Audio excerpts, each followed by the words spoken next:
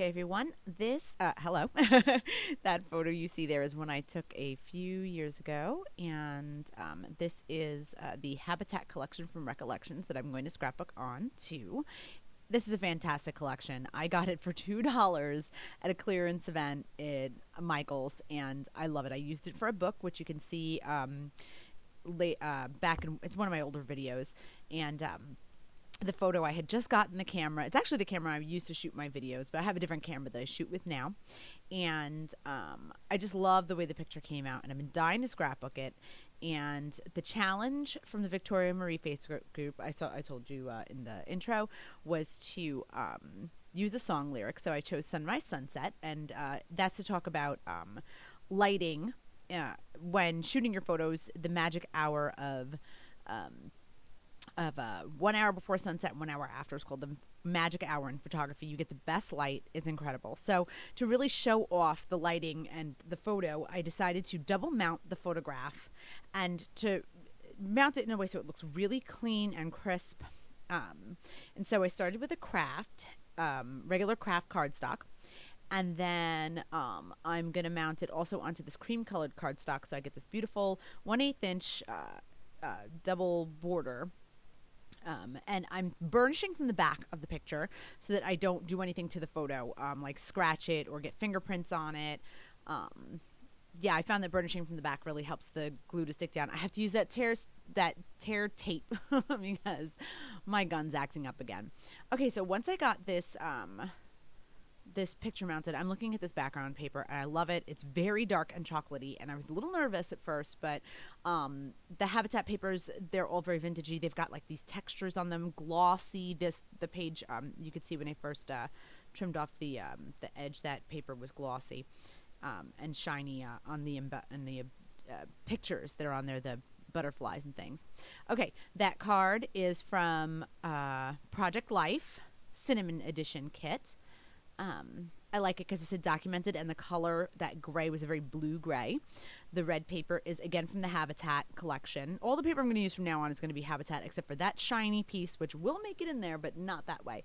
That I got at Michael's in the rack. It was like in the 59-cent per page. I used it for some invitations and wanted to figure out how to get it in here, which I do. I'm excited because it really makes the page pop. That is also from the Cinnamon Edition Project Life kit. And I love those 6x6 cards. I've been trying to find more ways to use it. And Jen Scow's been doing a project series on how to use those cards. And I will eventually do something from her series because I loved what she did. But I figured this was a great way for me to start using some of them. I'm tripping over myself today, guys.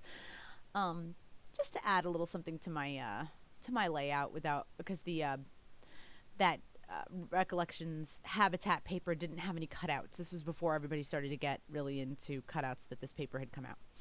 So I had taken a picture, so I knew exactly where I'd put everything, and I'm not moving anything around too much today. Well, actually, first here I mess up, but then after this, I swear I don't have to move anything around this time. I don't have to rip my whole layout up to get it back down again where I wanted it. Something I'm working on so that I don't have to, shred up my papers because I keep messing up.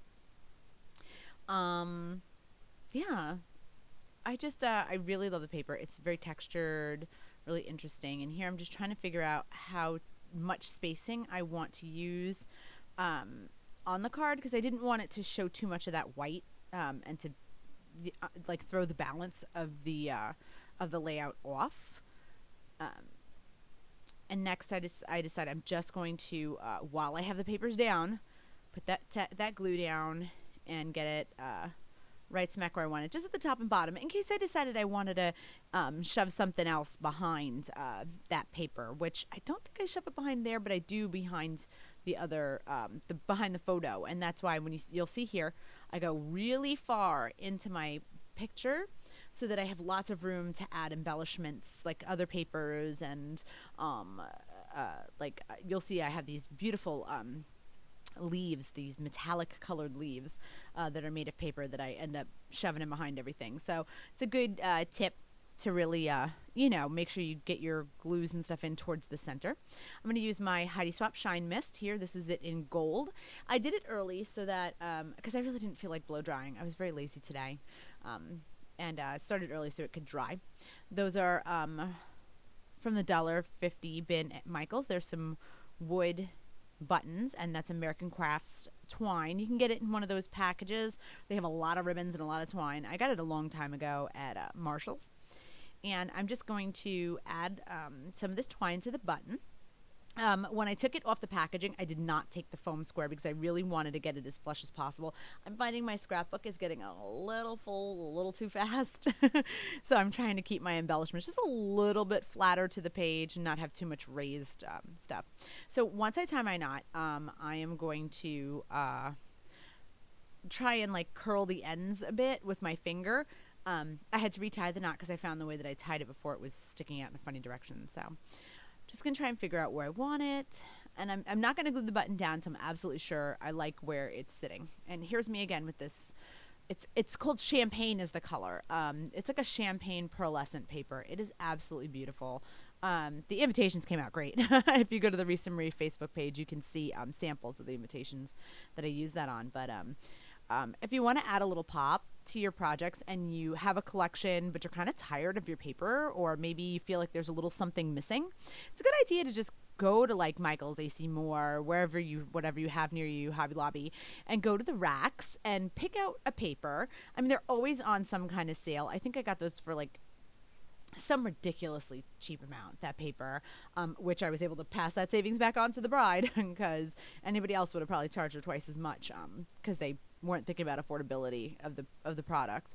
And to just add those little pops to your collections. I don't belong to a kit club, so I'm using glossy accents to finally glue that button down. But I don't subscribe to a collection.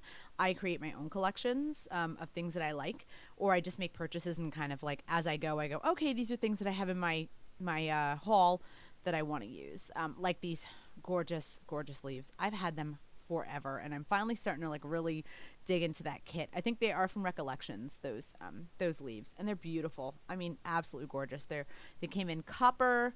I think that's the bronzy gold color and a silver, and I love them so much. I don't think I've used the silver ones yet, so I'm gonna have to figure out how to use them. I'm just using Scrapbooker's glue because they are made of paper. I didn't want to like use my glossy accents because I didn't think it was necessary. Recollections flowers. I use a lot of Recollections. I think they make great products. I really enjoy them. I start with these. These are paper flowers that I got in a kit for a baby book I made. The one, if you look back, it's like something, My Little Acorn, I think is the name of the video. But I bought the flowers for that. But that gray paper flower was in a whole thing full of, it was actually came in that tin from Recollections, and I had a bunch of them. Now I glue it down and then I move it, and the reason that I moved that flower was because it was too centered on the flower in the photo, and I thought it looked a little distracting because it wasn't like off-centered. And what I was trying to do is create a triangle from the top button to the flower to the leaf that's up there in the corner, so you get a nice little triangle, and it frames out as you look at it, the flower, and keeps your attention on it. That was a sticker. Recollections again. Those are available. No, is it Recollections? I believe they are. But they are available in the embellishment section of Michael's. Now I'm just getting my Amy Tangerine roller stamp, and I'm going to stamp the date, which is the wrong year because I can never remember when I did anything. I put 2014 and I stamped it so well and I was so happy. And after I finished the video, I was like, oh God, it was 2013, wasn't it? So I just go back in with my Zig pen, my brown Zig pen later, and I just fixed the date. And it's not really noticeable once I did it. It just looks like I stamped over my stamp again. What am I doing? I have no clue. Am I done? I might be done. Oh no, I'm going to journal. Hold on. I got to get the thing so I can tell you what I'm writing.